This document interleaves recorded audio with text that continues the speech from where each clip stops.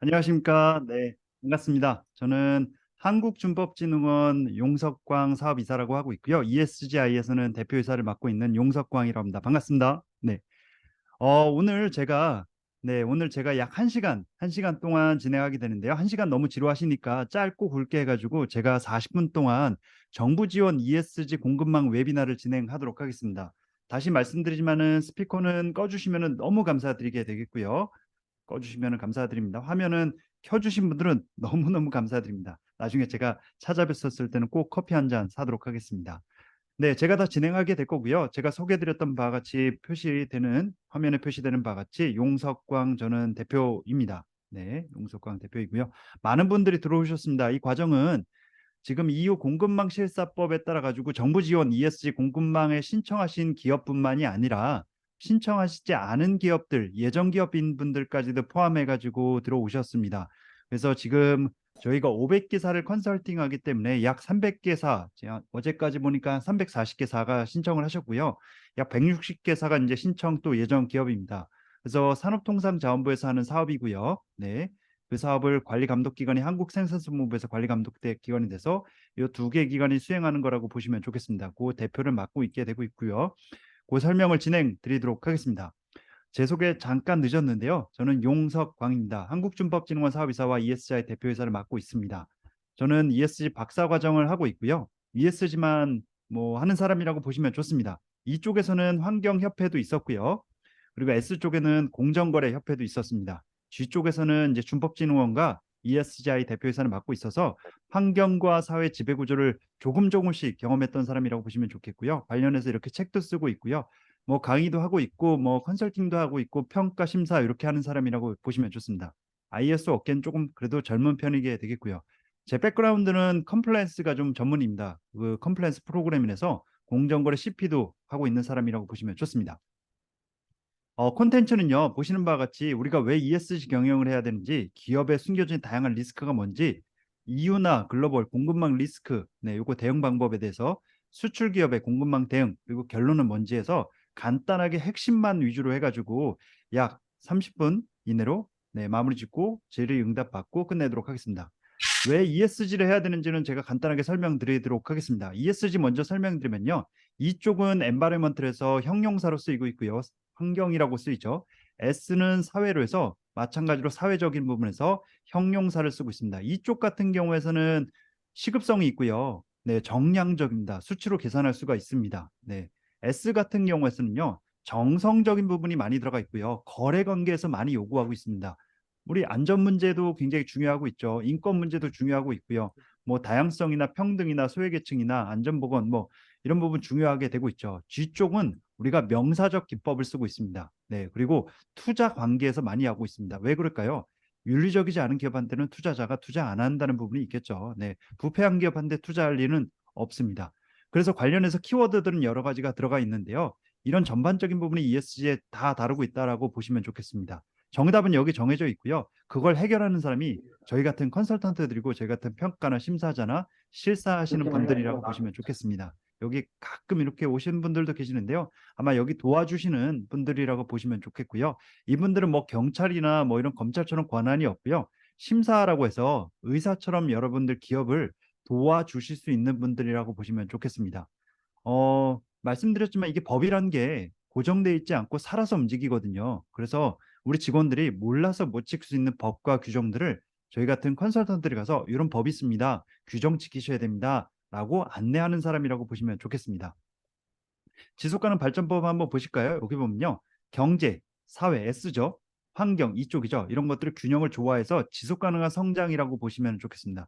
지속가능한 말이라는 거는 많이 들어보셨죠? 네, 이 경제가 G 쪽으로 빠졌습니다. G 쪽으로요. 왜 빠졌을까요? 아까 명사적 용법으로 빠졌습니다. G는요, 거버넌스, 즉 기업이 움직여야 되고 기업의 오너가 움직여야 되고 정부가 움직여야 되고 하는 부분들이 많이 들어가 있습니다. 왜 그럴까요? 이게 움직이지 않다면 환경이나 사회가 움직이지 않습니다. S는 어느 한 나라에서 진행하는 게 아니고요. 사회적 전 세계가 공조를 이뤄가지고 해야 되는 부분들이 들어가 있죠. 사실은.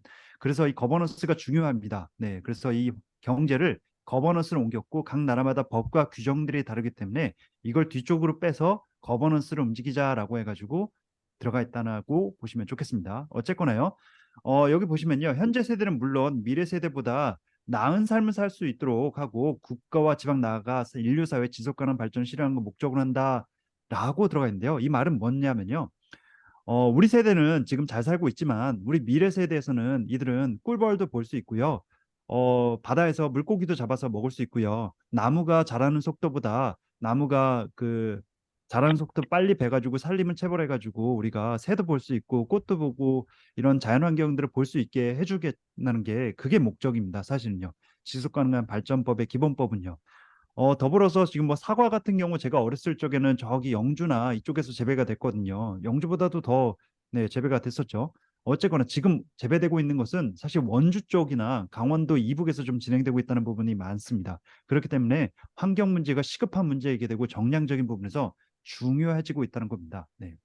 뭐 플라스틱 한번 보실까요? 21세기의 최고 발명품은 플라스틱이죠. 네. 플라스틱 같은 경우도 사실 코로나 때 엄청나게 중요해졌죠. 비재무적 정보의 중요성입니다. 이 재무적 정보가 뭐냐면요. 우리가 예전에 봤던 회계법인들에서 회계 보고서, 기업들 여기 중소기업도 있으신데요. 아마 대기업들 같은 경우나 중견기업 같은 경우에서는 이 재무적 정보를 다 드러내서 회계 보고서로 보여줬어야 됩니다.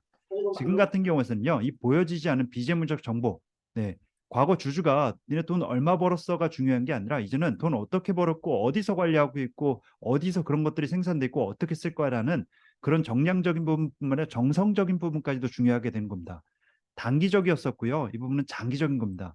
기업은 지금 이 비재무적 정보들을 다 끌어서 올려가지고 공시하고 보여줘야 된다는 걸 설명하고 있는 겁니다. 이 비재무적 정보들을 기업들은 숨기고 싶어 하는 것들이 있겠죠.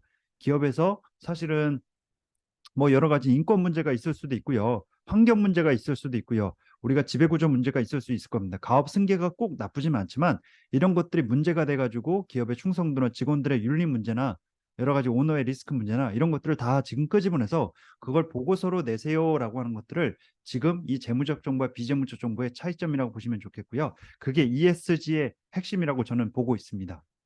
어, 2003 아마 뉴스에서 많이 보셨을 겁니다. 2030년도까지요. 모든 코스피 상장사에서는 ESG 정보 공개를 의무화를 시행하고 있습니다. 그래서 기업의 정보들을 다 지금 끄집어내서 올려야 되는 상황입니다. 기업들은 지금 같은 경우에서는 뭐 횡령이나 배임 문제 같은 경우에서는 사실 회계법인들에서 뭐 이렇게 열심히 해고 계시지만요.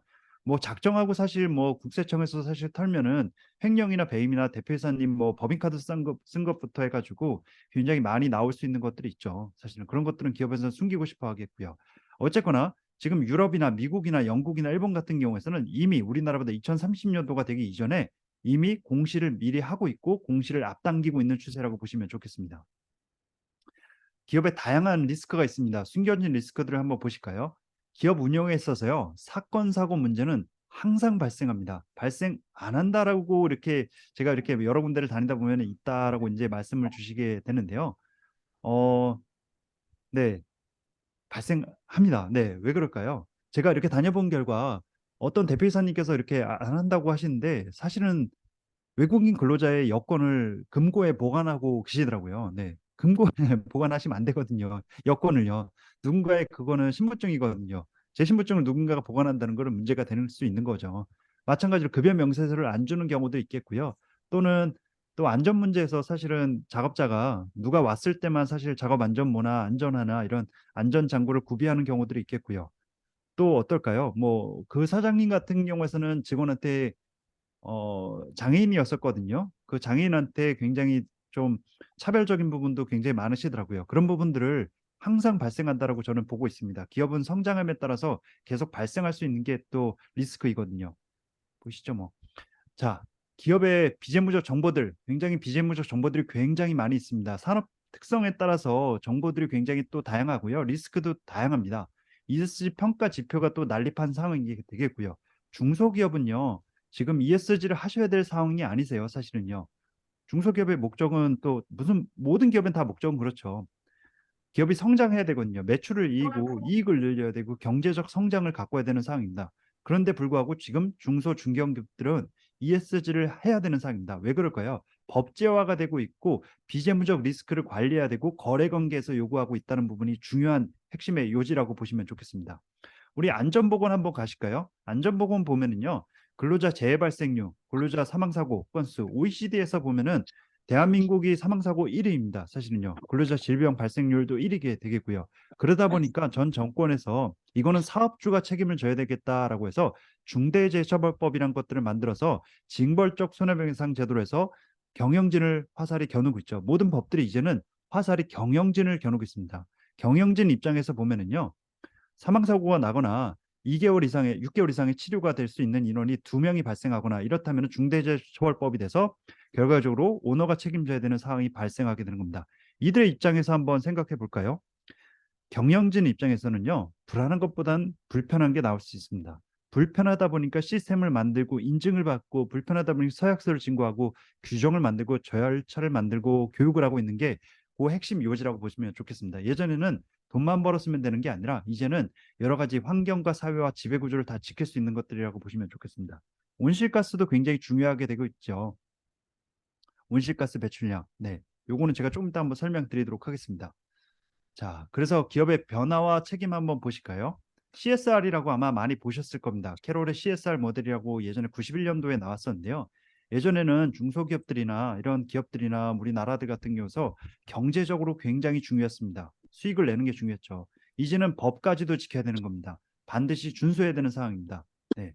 그러다 보니까 당연히 수행해야 되는 의무들을 가지고요. 이제는 윤리적인 문제까지도 가야 되는 겁니다. 그리고 자선적인 책임까지도 가야 되는 겁니다. 기업의 책임들은 굉장히 강화되고 있는 겁니다. 뭘 말씀드리냐면 사람은 바뀌더라도 기업에 있는 펑션, 인사부서나 구매부서는 없어지지가 않습니다. 그렇기 때문에 사람 관리도 굉장히 중요하다는 걸 말씀드리게 되겠고요. 이제는 중소기업들이 이 법적인 책임까지도 가져야 되겠고요. 지금 대기업 같은 경우는 법적 책임을 넘어서 윤리적 책임까지도 넘어가고 있습니다. 미국과 유럽을 지금 ESG를 주도하고 있는 나라들은 윤리적 책임을 넘어서 지금 자선적 책임까지도 중요하게 되고 있는 상황입니다. 그러다 보니까 이 관계에서 경제적 책임뿐만이 아니라 이런 것들을 지켜지지 않는 기업과는 거래 관계를 끊겠다는 게 핵심의 요지라고 보시면 좋습니다. ESG 영향을 고려해서 하는 기업과 ESG 영향이 굉장히 중요하다는 기업과 수익을 내는 기업들이 있습니다. 네, 그리고 반대하는 경우도 있고요. 수익이 감소한다는 그룹을 네 분류를 한번 보시도록 하겠습니다.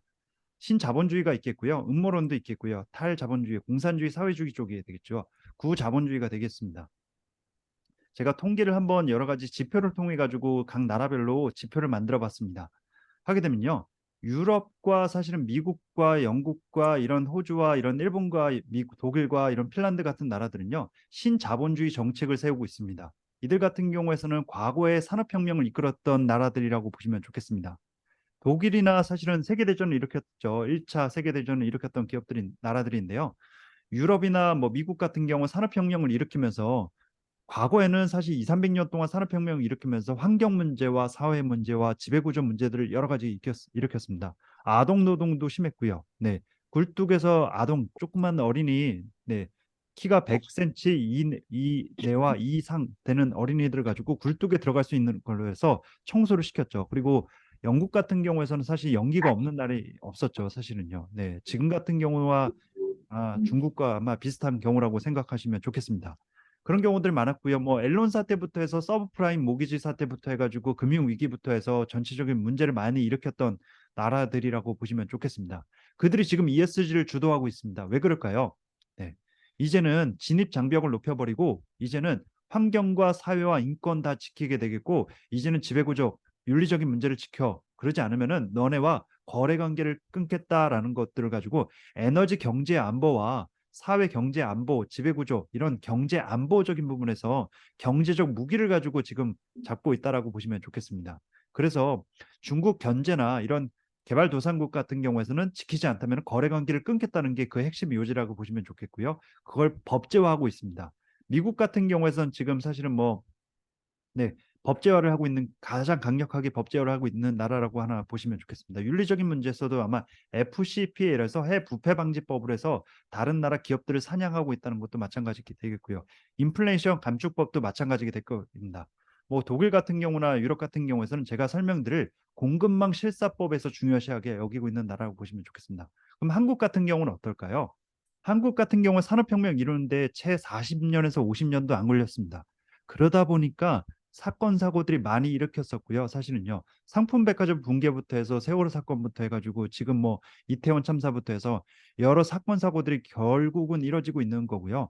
횡령이나 배임 사태부터 해가지고 환경 문제 얼마나 많이 일어났었습니까? 과도기를 저는 겪는 경우라고 보시면 좋겠다고 생각하시면 좋겠습니다.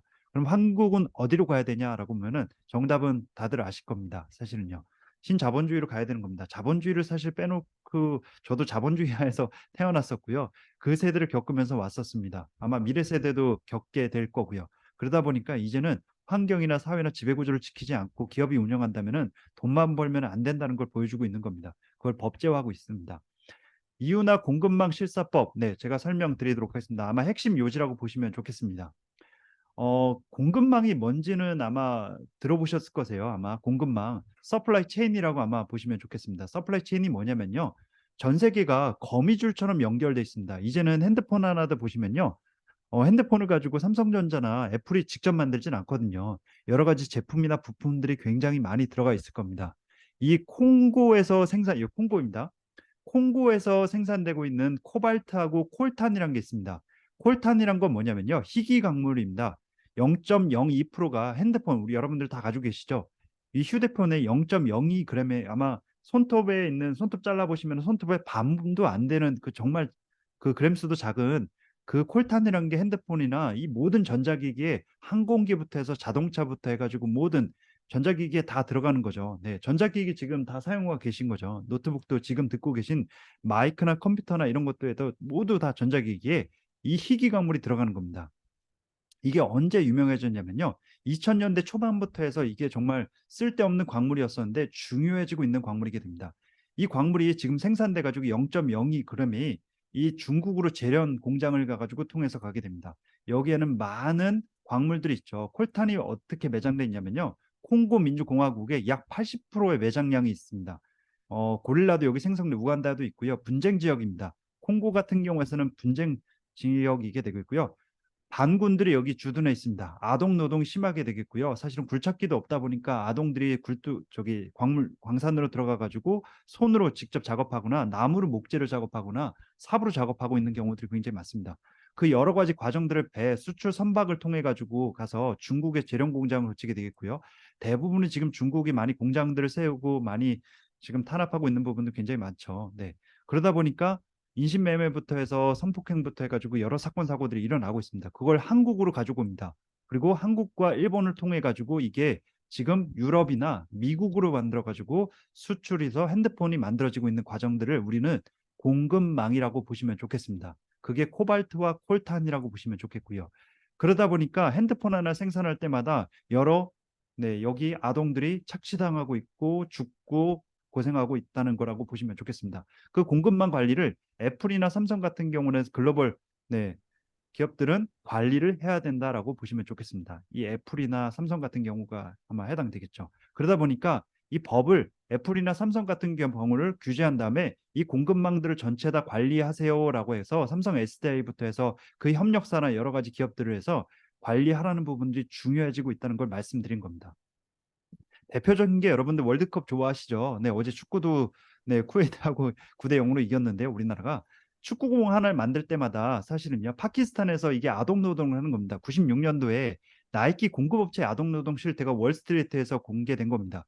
그래가지고 유감이 돼서 굉장히 많은 이슈가 불거지게 되겠고요. 나이키 같은 경우에서 지금 이런 부분에서 인권이나 이런 부분을 중요시하고 있고 있는 부분이죠. 사실 미국 같은 경우에서는 지금 신장 위구르 지역, 중국이죠. 그런 부분에서 지금 불임 수술까지 해가지고 신장 위구르를 탄압하고 있는 부분이 있는데요. 그런 부분에서 관리하라는 부분까지도 중요하게 여기고 있는 겁니다. 아마 또 있을 겁니다. 아마 여러분들 잘 아실 건데요. 이거는 뭐냐면은 방글라데시에서 일어났던 사건인데요. 2013년도 4월 달입니다. 4월 24일이었었고요. 그때 당시에 이게 그 라나플라자 붕괴 사고입니다. 라나플라자라는 건 뭐냐면요. 소엘 라나라는 건물주입니다. 이 건물주가 사실은요. 안전 문제를 소홀히 해가지고 몇 명이 죽었냐면 1129명이 죽었습니다. 1129명이 죽었다는 건요. 어마어마한 사실은 이슈가 있었던 거죠. 상품백화점도 한번 보실까요? 상품백화점 95년도에 일어났었거든요. 95년도에 아마 다들 기억나실 겁니다. 502명이 사망했었습니다. 한국 전쟁 이후로 최대 사망 사건이었었죠. 서초구청장부터 해서 뇌물 사건부터 해서 미필적 고의로 여러 가지 문제가 일으켰었죠. 2,500명이 결국 부상당하고요. 1,129명이 사망했었습니다. 역대 최대였었습니다. 이 공장들 같은 경우에서 보면은요, 방글라데시는 의류업계의 최종 사실은 끝판왕이라고 보시면 좋겠습니다. 모든 것들을 자라부터 해서 유니클로나 뭐 이런 H&M이나 뭐 탑텐이나 이런 것들을 생산하고 있는 최적의 장소였었습니다. 그러다 보니까 좁디 좁은 공간에서 아마 이런 생산을 하다 보니까 여러 가지 이슈가 있었고요. 그 제품들이 쏟아져 나오는 과정에서 그 기업들이 책임을 져야 된다라는 것들이 중요시하게 여겨지고 있는 겁니다. 자, 그래서 공급망 관리가 배경이 되고 있는 것들은 뭐냐면요. 글로벌 스탠다드화됨에 따라서요. 이런 것들을 관리 감독이 강화되고 있고요. 이제는 중소기업에서 거래 관계에서 요구하고 있다는 겁니다. 제가 그 모 기업을 갔었는데요. 딱 2명 계시더라고요. 2명 계시는데 모 S사하고 거래 관계 때문에 이걸 하고 계시더라고요. 그래서 그 기업 같은 경우는 취업 규칙도 없고요. 사규도 있고 사장님하고 직원하고 단 2분 계시거든요. 그런데 이 공급망 관리 때문에 이 평가를 받아야 되고 이거 공급망 관리 때문에 진단을 받아야 되고 컨설팅을 받아야 된다고 하시더라고요. 거래 관계에서 중요시하게 여겨지고 있는 겁니다. 협력 관계에서 이제는 삼성전자뿐만이 아니라 자꾸 특정 기업을 말씀드려 죄송합니다. S사뿐만이 아니라 다른 뭐 A사나 이런 기업들 같은 경우에서도 공급망 관리에서 협력 관계에서 A사와 B사가 있다면은 이런 안전 문제나 윤리 문제나 지배구조 문제나 뭐 사회 문제나 이런 것들을 잘 지키는 기업과 거래를 하겠다는 겁니다. B기업은 그렇지 않다면은 B기업을 배제하고 A기업과 관계를 맺겠다는 겁니다. 그게 ESG의 또 요소라고 보시면 좋겠습니다. 네, 그런 것들을 기업들은 대기업에서는 이걸 공시하고 이런 것들을 드러내야 되는 겁니다. 탄소 국경세와 네, 이런 것들의 법이 만들어지고 있고요. 이건 제가 좀 이따 설명드리겠습니다. 정책이 만들어지고 있고요. 환경 관련해서 굉장히 중요하게 여겨지고 있는 겁니다. 환경은 시급화되고 있고요. 거래 관계에서 중요시하고 있습니다. 각종 규제나 책임 문제가 따르고 있고요. 거래 중지, 이미지 손상, 법률 소송, 벌금 징역, 매출 감소, 입찰 대상에서 제외가 될 수 있다는 걸 말씀드린 겁니다. 네, 수출 품목 이런 것들은 한번 참고로 보시면 좋겠습니다. 그래서 EU에서 결과적으로는 법제화가 만들어졌습니다. 법이 만들어졌다는 것은 이미 안 할 수가 없다는 거라고 보시면 좋겠습니다. 독일 같은 경우에서는 올해 1월 1일부터 해가지고 법제화를 만들어서 공급망 실사 의무화법을 시행하고 있고요. EU에서는 지배구조하고 공급망 실사에 관한 법률이 만들어져 있고 2024년 2월 23일부터 해서 모든 EU의 국가 27개국이 있습니다. 27개국과 같은 경우에서는 거래 관계에서 반드시 필수 요소로 잡고 있다는 걸 말씀드립니다. 뭐 이거는 한번 보시면 좋겠고요. 이렇게 공급망 실사법이 법제화되고 있습니다. 한국 같은 경우에서는 공급망 3법을 통과해서 법사위에서 5월 달에 통과했고 11월 달에 본회의가 통과돼서 아직 법을 만들지 못했지만 이미 법을 추진하고 있는 상황이라고 보시면 좋겠고요. 이미 중요한 사항이라고 보시면 좋습니다. 자, 저는 몰랐는데요. 관세청 통계를 보니까요. 관세청 통계를 5월 달에 통계를 보니까 중국 수출은 감소하고 있고요. 유럽하고 북미 수출은 증가하고 있는 상황입니다. 교역국이 바뀌고 있는 상황이라고 말씀드립니다. 중국 같은 경우 코로나 이슈가 있다 보니까 감소하는 것들이 급격하게 되고 있는 겁니다. 네. 그러다 보니까 지금 북미나 유럽 수출 ESG를 이끌고 있는 나라들과 거래 관계에서 중요시하게 여겨지고 있다는 걸 저는 되게 충격적이었었거든요. 독일이나 미국이나 프랑스가 이게 거래 관계가 그렇게 높을까라고 보면요. 우리 방산업체 있죠. 한국 항공우주산업. 지금 폴란드에 수출 굉장히 잘 되고 있는 상황입니다. 전투기 수출 잘 되고 있고요. 방산 쪽에서도 어마어마하게 이걸 중요시하게 여겨지고 있고요. 공급망 관리가 중요하게 여겨지고 있다는 걸 말씀드립니다. 그래서 죄송합니다. 그래서 요걸 한번 보시면요. 공급망 실사법, 지금 CSDD라고 합니다. 네, 공급망 실사법에서 내년도 2023년도 1월 달부터는 독일은 적용되고 있고요. 내년도죠. 지금 1년도 안 남았죠. 네, 유럽에서 각 나라들과 거래 관계에서는 중요시하게 여겨지고 있습니다. 그러면 우리는 유럽하고 거래 안 하는데요? 라고 보실 수 있으세요. 이 법의 취지는 뭐냐면요. 공급망입니다. 공급망. 저기 있는 2명 있는 회사, 직원 2명 있는 회사도 이 법에서 간접 적용이 되고 있다는 겁니다. 간접 적용이요. CBAM 한번 보시죠. 이 탄소 국경 제도라고 해서 만들어지고 있는데요. 10월부터 출범해가지고 중요시하게 여겨지고 있는 겁니다. EU에서는요, 본격적으로 시행한 탄소 국경세, 탄소 국경 조정 제도 보완이 언제냐면요. 본격적으로 시작한다는 건 2026년도입니다. 아직은 아니지만은 올해 10월 달부터는 대기업군으로 해서 적용되고 있다는 겁니다. 이게 수출 기업이 만약에 배출량으로 해서 이 CBAM을 관리 못하게 되면요. 인증서가 없으면 영내로 제품 제공되는 거, 유럽으로 제공되고 있는 나라들, 여기서 유럽으로 진출하려면요, 모든 제품에 대해서 탄소 국경세를 의무적으로 부과해야 된다는 겁니다.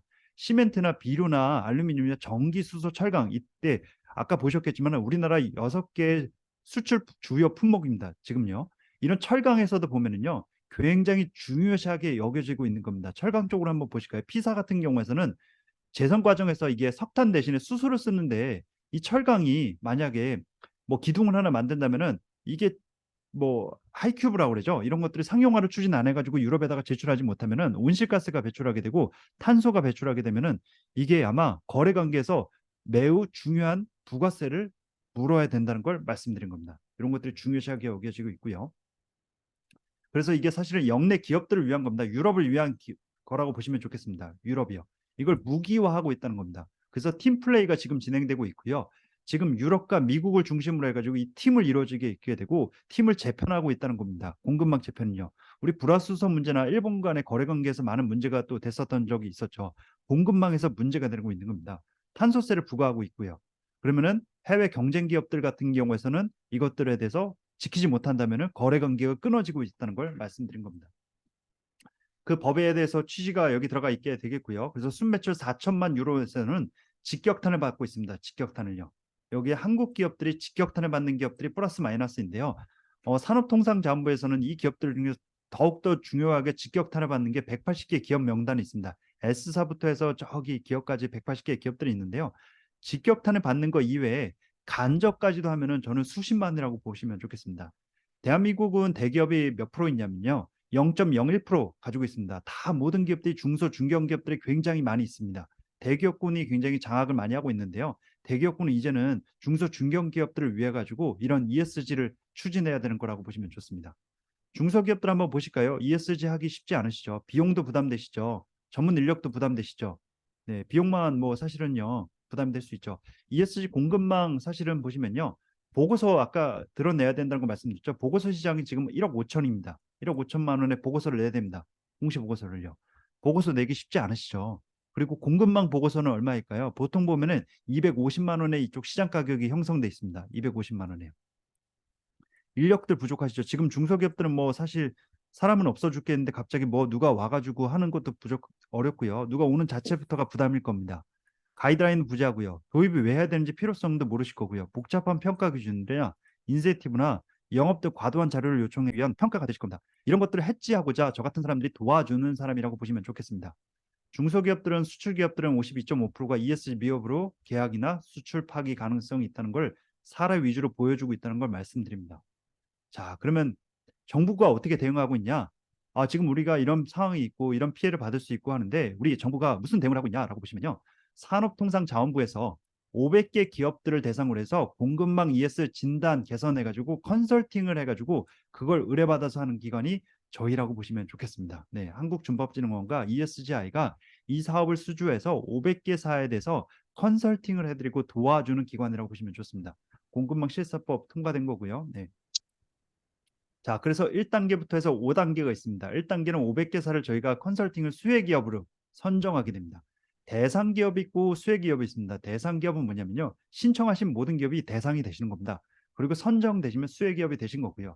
그리고 저희가 컨설턴트들을 전국망을 구축해서 321명인데 아마 400명이 넘습니다. 그 중에서 어벤져스급으로 꾸려가지고 약 91명을 선발했습니다.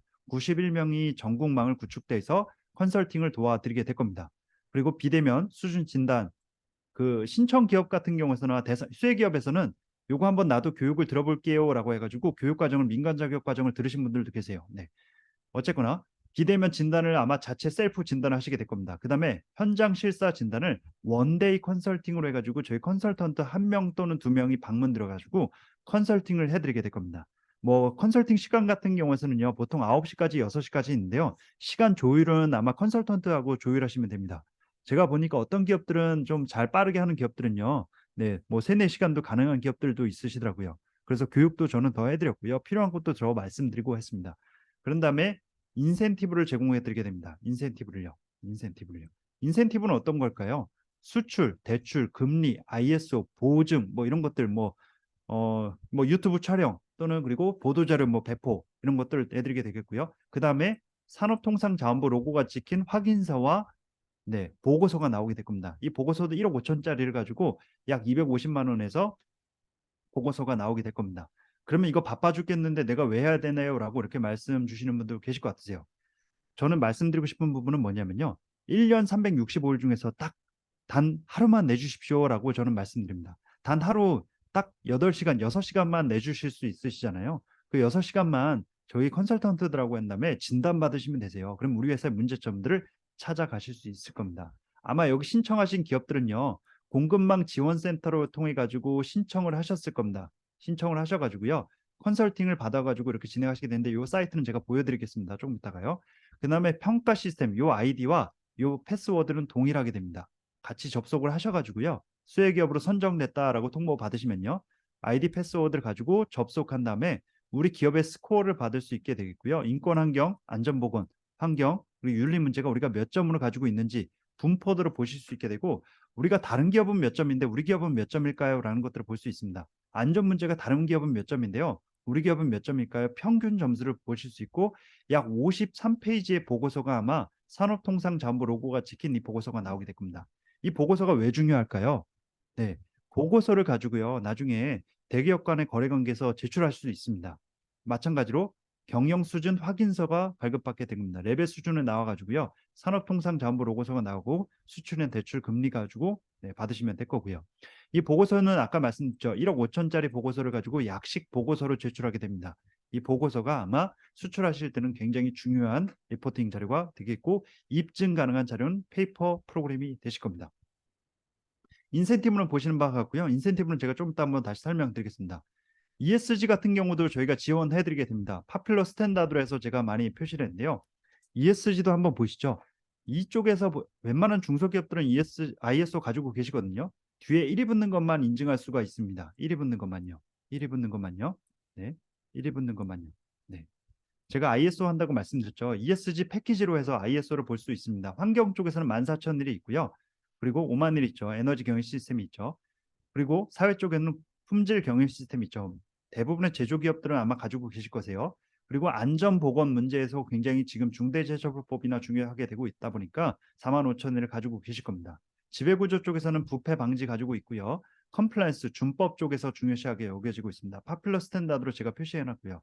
ISO는 저도 ISO 모르시는 분들은 없으실 것 같으세요. 저도 ISO를 하는 사람이니까요. 잘 만들면 좋은 시스템인데요. 못 만들면 돈만 쓰고 직원들 괴롭히는 게 이 ISO 시스템입니다. 그러다 보니까 부실 인증이 되면 안 되겠고요. ISO는 절차를 밟아야 됩니다. 그래서 잘 활용하셔가지고요. 패키지를 받으시면 됩니다. ESG 아마 여기 계신 분들 이제 진단 지표로 해서 이제 컨설턴트 가서 여쭤보게 될 겁니다.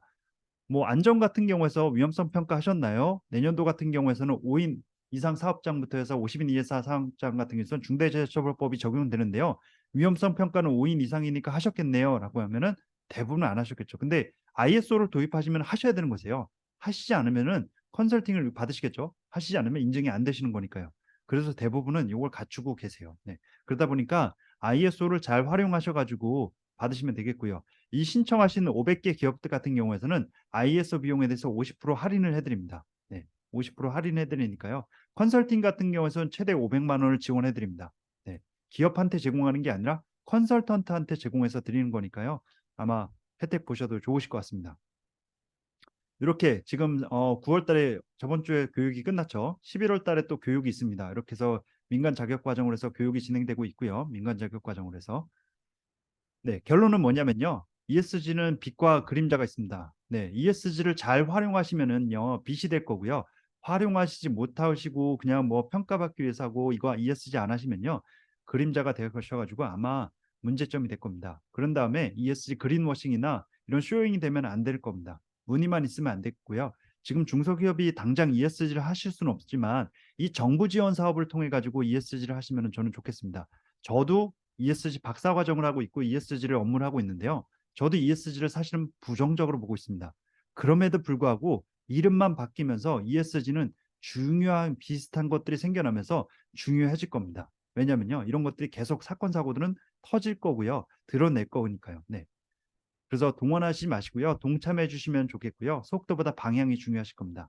그래서 신청만 하시면 200만 원 상당의 ESG 컨설팅과 다양한 인센티브를 산업통상자원부에서 진행하시게 될 거고요. 공급망 지원센터로 신청하시면 될 것 같습니다. 그래서 인센티브는 이렇게 보시는 바와 같습니다. 제가 이거 한번 보여드릴게요. 다 설명을 드렸는데요. 아마 궁금하신 것들 채팅창을 이용해서 질문 주시면 좋으시고요. 제가 요거 잠깐만 또 한 번만 공급망 지원센터에서 이제 준비하실 것 뭔지 설명 한번 드리겠습니다. 자, 여기 사이트에서 아마 다 신청하셨을 겁니다. 여러분들께서는 제가 다 설명드렸던 바 같이 요거 사업 관련해 가지고 인센티브가 여기 있습니다. 그 뭐 기업 홍보도 저희가 해드리게 되겠고요. 뭐 관련해서 정보도 많이 제공하게 되고 대표 우수기업에서 유튜브나 홍보도 해드리게 될 겁니다. 어떤 기업들 같은 경우 우리 회사 좀 홍보 좀 해주세요라고 해가지고 제가 연계도 시켜드리게 됩니다. 언론사 연계시켜 들어가지고 보도자료나 대표이사 인터뷰도 나가게 되는 겁니다. ISO 컨설팅 같은 경우에는 아까 ESG 패키지 있었죠. 네. 그래서 ISO로 해서 최대 500만 원까지 지급을 해드립니다. 그럼 10%만 기업하나요? 라는데 이걸 지금 확대시키고자 진행 중에 있습니다. 아직까지 확정은 되지 않았고요. ISO 같은 경우에는 최대 50% 할인을 해드리게 됩니다. ESG 확인서나 교육비를 할인해 드리게 되겠고요. 준법진흥원에서는요. 두 개 기관에서 혜택을 많이 드리게 될 겁니다. 네. 코트라에서는 이런 수출이나 대출이나 뭐 이런 가지 가점 제도부터 해서 여러 가지 사업 선정을 하게 되겠고요. 무역보험공사부터 해서 무역협회, 산업단지공단에서는요. 대출 이자를 1.75% 감면합니다. 별도 심사를 통해서 1.4% 감소합니다.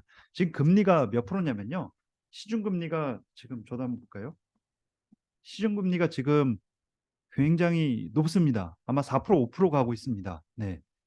1.7을 5% 감면이면요. 굉장히 큰 겁니다. 네. 굉장히 큰 겁니다. 산업단지공단에서는요. 보증도 할인해드리고 있습니다. 이건 보시면 좋겠고요. ESG 교육은 뭐 11월 달에 관심 있으신 분들은 신청하시면 저는 좋다고 생각됩니다. 기업의 한 분야에서 한 분이 전문가가 있으시면 좋은 거죠. 네, 1차 방어선을 만들어 주시면 좋죠. 공지사항들이나 여러 가지가 있는데요. 핵심적인 거는 이 회원 전용 자료실을 들어가시면 좋습니다. 여기 아마 신청하시고 수혜기업이 되신 분들은요. 이 회원 전용 자료실을 가셔가지고 다운로드를 받으실 수 있습니다. 뭘 다운로드 받냐면요. 행동 강령이나 윤리 강령이 없는 기업이 있습니다. 취업 규칙이 없는 기업이 있습니다. 고충 처리 시스템이 없는 기업이 있습니다. 안전보건 관련 기준이나 시간의 준수 기준이나 뭐 복리후생 규정이나 이런 것들이 없는 기업이 있습니다. 이런 것들을 다운로드 받으실 수가 있습니다. 네, 여기 보시면요. 행동 강령, 윤리 강령 다운로드 받으셔가지고요. 다운로드 한번 해볼까요?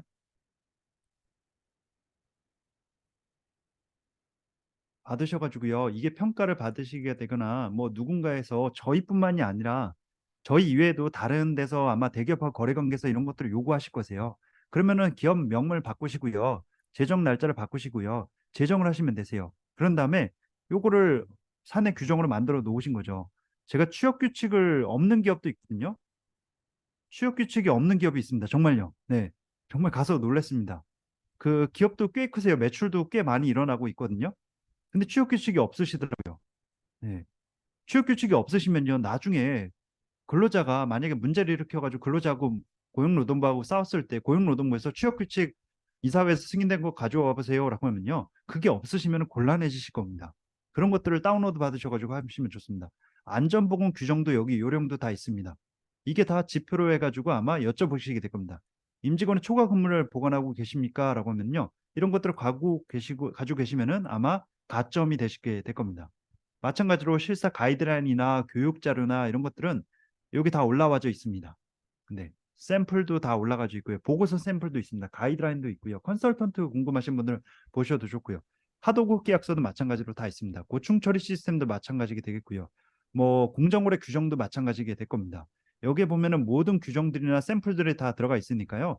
다운로드 받으셔가지고 안전보건 매뉴얼이나 이런 것들에서 활용하시면 좋겠습니다. 그래서 나중에 기업의 수준이 여기서 나오게 될 겁니다.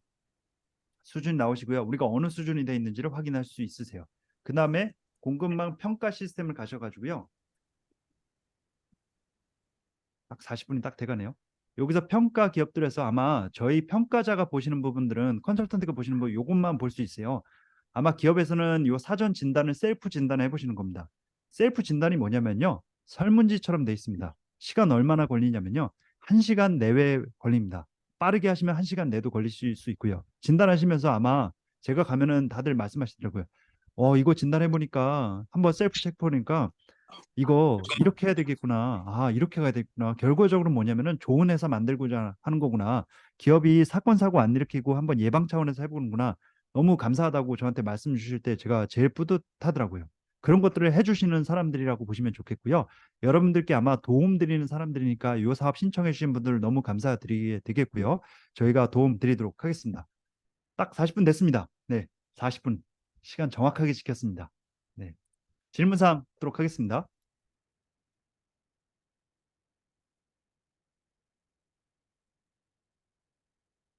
질문은 채팅창을 이용하셔도 좋고요. 이렇게 뭐 말씀 주셔도 너무 좋습니다. 네. 그러니까 아마 저희 컨설턴트들이 많이 도와드릴 거니까요. 많이 물어봐 주세요. 그리고 그분들한테 물어봐 주셔도 좋으세요. 아, 우리 이노비즈나 벤처기업 없는데요. 우리 노무 컨설팅 좀 해주실 수 있으세요? 우리 사교 이런 것들 한번 진단해 주실 수 있으세요? 도와드리게 될 겁니다. 네. 사전 컨설팅을 해달라는 데도 있으세요. 제가 사실 사전 컨설팅을 제가 할 수 없습니다. 네, 컨설턴트 분들한테 미리 연락 받으셔가지고요. 사전 컨설팅을 해주세요라고 하시는 분들은 확인 받으셔가지고 하시면 좋으실 것 같습니다. 자료 공유는 제가 이 회원 전용 자료실에서 다 다운로드 받으실 수 있고요. 지금 제가 오전에 잠깐 발표하신 자료들은 그건 공유가 안 된다는 점 말씀드리게 되겠고요. 나머지 교육 자료들은 다 있습니다. 올라와져 있으니까 참고하시면 좋겠습니다. 회원 전용 자료실은 신청하시고 수혜 기업만 보실 수가 있습니다. 컨설팅 나오셨을 때 25년도부터 상장 기업은 공시라고 하는데 했던 것 같은데 맞나요? 맞습니다. 네. 상장 기업들은 지금 상장 기업들은 공시하고 있고 보고서로 내고 있고 다트 전자공시로도 내고 있고요. 네. 그래서 자율 공시도 많이 들어가고 있는 상황입니다. 2030년도까지는 데드라인이 정해져 있습니다. 트리거를 당겼죠. 원청사에게 ESG 공시할 때 의무 공시가 아니지만 투자자들이 알아야 하는데요. 이해관 기자들은 공시하는데 웹사이트에 게시하는지 궁금합니다. 라고 하시는 분이 계셨는데요. 질문 주신 분이요. 네, 맞습니다. 자율 공시하고 계신 분도 계세요. 웹사이트에서 우리가 재무적 정보와 비재무적 정보를 공시하는 기업들이 있습니다. 모 제약사가 제가 엊그저께 갔던 제약사가 그런데요. 의무 공시가 아니세요. 2030년도까지 공시 안 하셔도 되는 기업이거든요. 코스피도 아니세요. 코스닥이세요. 근데 공시하고 계세요. 왜 공시할까요? 수출 때문에 하고 계세요. 네, 하고 계시더라고요. 저는 너무 잘 만드셨더라고요. 민간 자격까지 추가 신청 안 내면 어디서 확인할 수 있나요? 지금 아까 제가 말씀드렸던 공급망 지원센터 제가 채팅창에 드린데 여기서 신청하실 수 있고요. 여기서 관심 가지셔가지고 보시면 좋겠습니다. 이거 오해하시는 분들도 계시더라고요. 컨설턴트 분들은 이거 내가 자격 따고 내가 이거 하면은 나 이제 컨설팅 할 수 있겠구나. 뭐 하루에 좀 많이 받을 수 있겠구나. 네, ISO도 마찬가지죠. 하루에 적게는 30만 원이고요. 많게는 100만 원 받으시는 분들 계시거든요. 10일 동안 일하시는 분들 계실 것 같은데요. 네, 그 사실은 올해는 사실은 컨설턴트 분들은 거의 다 하셨고요. 내년도에 아마 저희가 이 사업을 수주해서 하게 되면은 같이 하실 수 있을 거라고 보시면 좋겠습니다. 네. 수출 기업과 상관없는 회사도 맞습니다. 네. 질문 신재열님 감사합니다. 이 사업은요. 수출 기업이 아니어도 신청하실 수가 있습니다. 네. 거래 관계에서 많이 하고 있다 보니까요. 공공기관과 민간 공공기관과 비영리를 제외하고는 모두 다 신청하실 수 있습니다. 네. 아무튼요. 제 얼굴 보시면은 제가 이렇게 까맣게 나오는데 실제로는 이렇게 얼굴이 이렇게 까맣게 안 나오는데요. 나중에 보시면은 인사 또 드리게 되겠고요. 오늘 또 질문상 네. 네. ES 인증 추진하고 있는데요. 공장이 있는 논산입니다. 네. 개별로 받으실 수 있습니다. 네. 이거는 취지는 뭐냐면요. 법인이 있으실 거세요. 법인. 개별 법인으로 받으시는 게 가장 정확하시고요. 각 사업자가 있으실 거세요. 지방에 뭐 제주도나 뭐 울릉도나 이런 사업장이 있으신 들은요. 개별로 받으시거나 법인으로 받으신 건 선택이십니다. 선택. 네. 하지만 법인으로 받으시는 게 제일 좋으시죠. 또 법인으로 받으실 때 뭐 우리가 본사는 저기 제주도에 있는데 우리가 서울에서 받아야 되냐 선택하시면 되는 겁니다. 선택. 어디가 리스크가 높은지를 선택하시면 되는 겁니다. 네. 감사합니다. 아이고 감사합니다. 네. 그 ESG 교육이나 이런 것들 저희 또 많이 진행하고 있고요. 안내 드리고 또 컨설턴트께서 가셔가지고 교육을 시켜드릴 겁니다. 네. 교육 들으시면 되세요. 뭐 전 직원들 교육 좀 해달라 컨설턴트께 해주실 거세요. 네. 네. 또 질문 주셨네요. 먼저 다 질문 없으신 분들은 나가셔도 좋으세요. ES 인증 한 번 받으면 얼마 만에 인증받아야 되나요? 라고 하는데요. ESG 인증이 아니고 이거 확인서입니다. 어슈어런스입니다. 어슈어런스요. 서티피케이션은 사실은 리스크가 있는 겁니다. 서티피케이션이 아니라 어슈런스다 보니까 1년에 한 번 받으시거나 안 받으시건 선택이십니다. 그거는 기업이 선택하시면 되는 겁니다. 건강검진을 우리가 받겠다라는 것들은 산자부에서 로고가 찍힌 거는 1년짜리입니다. 1년. 그러면 내년 아마 올해 받으시면 내년 아마 11월 달까지는 아마 유효하신 거라고 보시면 좋겠죠. 네. 그리고 그런 것들은 아마 또 저희가 또 도움 드리게 될 겁니다. 네. ESG 보고서는요, 기업에 따라서 컨디션에 따라서 다를 수 있습니다. 대부분의 지금 상장 기업들은 1년마다 보고서를 내고 있고요. 원래는 6월 달에 보고서를 많이 내고 있는데 지금 같은 경우에서는 보고서 시즌이 없어졌습니다. 그래서 지금 같은 경우에서는 뭐 회기 연도 끝나실 때 11월, 12월 달에 내시는 경우도 있고요. 뭐 너무 차이가 있습니다. 감사합니다. 대표님 질문 한 네, 가지 해도 될까요? 감사합니다. 네, 경청해 제 주셔서 제 감사드리고요. 목소리 나중에 또 들리십니까? 인사드리겠습니다. 감사합니다.